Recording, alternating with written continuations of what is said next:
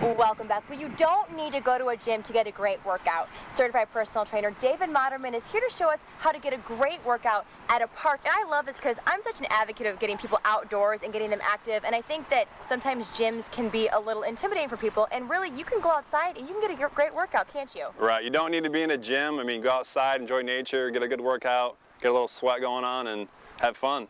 One of the first exercises is actually on these swings right here. I mean, I would love to just sit here and swing all day, but there are some great exercises you can do with swings, isn't there? For sure, for sure. We're going to do a couple different ones for upper body with the swings, and it's going to be just something a lot of people probably never done before.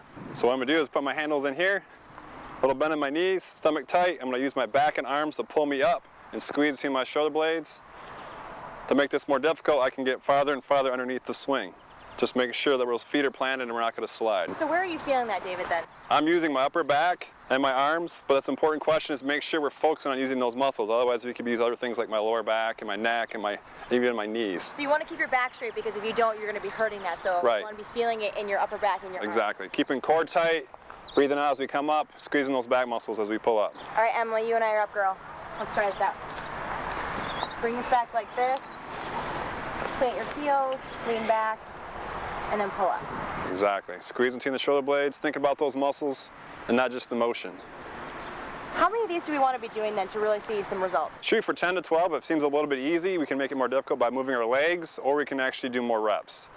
Okay. 10 to 20 is probably a good number for general population. This is kind of an easier way to do a pull-up, I feel. Right. You know, like you're still getting the rewards of it, but it's a little bit easier. It's a modified version that you can actually eventually maybe work up to doing a real pull-up.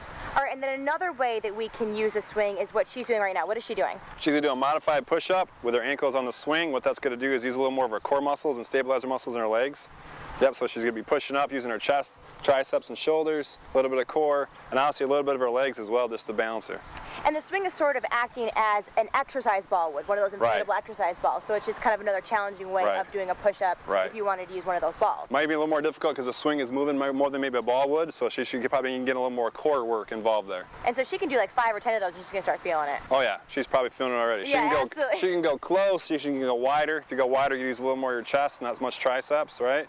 Very nice.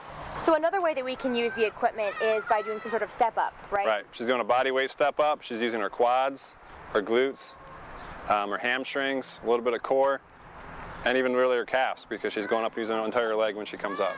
What's the rule in finding something that's elevated like this? Because it looks like, because she has shorter legs and this is kind of a high step up. I mean, does it matter what the height is when you're looking for something like that? I would say that's going to be based on fitness level as well. Someone who's really in shape like she is, I would not, she can pull this off. Someone that's maybe a little bit, I would say maybe about 12 inches off the ground is all we need. Well, I know there's another step over here that you guys probably can't see, but I mean, if you can start at a lower level if you want. Now I see that she's focusing on one leg right now. How many times does she want to do one leg before she switches? 10 to 12 on each leg and then switching, that's what I'd recommend. So if you can't do 10 to 12, that's probably a sign that you probably should go to a lower step. Okay, very nice. You go, girl.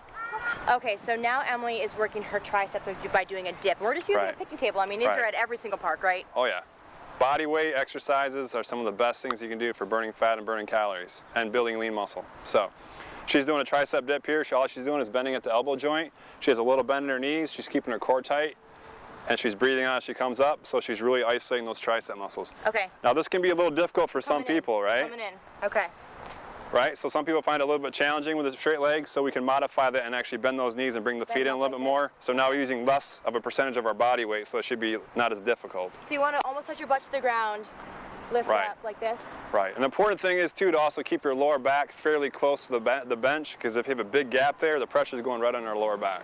So these are all exercises that you can do. Should you do them like all at one sitting? I mean, are you gonna you're probably gonna burn a lot of calories just by doing it? Right, we kind of did like a circuit today. We're going from exercise to exercise. That's what I'd recommend, because again, it's going to be more time efficient and give you a better workout, burn more calories. That's what we're all shooting for, right? All right, Emily, you go, girl.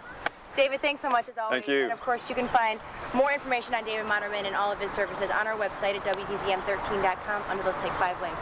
We'll be right back with more Take 5.